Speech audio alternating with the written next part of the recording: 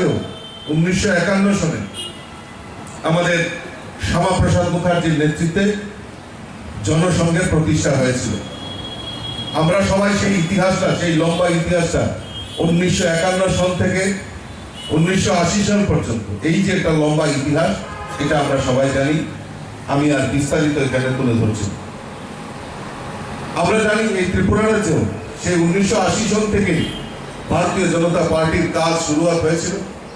আজকের দিনে তাদের কথা না বললে না হয়। হরেন্দ্র কিশোর রায় বর্মন থেকে শুরু করে নক্ষত্র কিশোর কর্তা, কাজল রায় বর্মন, ব্রজেশ চক্রবর্তী, সমীর পাল, নীলমণি দেব থেকে শুরু করে আমাদের বিপ্লব কুমার দেব, আমাদের বর্তমান মুখ্যমন্ত্রী ডক্টর মানিক সাহা, মনোজ কান্তি দেবরায়, তাদেরকে আমরা ভুললে চলবে না।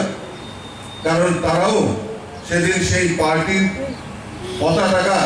পতাকাটাকে এগিয়ে নিয়ে যাওয়ার ফলেই আজকে আমরা সুবিধা, আমরা আমাদের সরকার প্রতিষ্ঠা করতে পেরেছি এবং আমরা বিভিন্নভাবে এই সমাজের বড় বড় দায়িত্ব আমরা পালন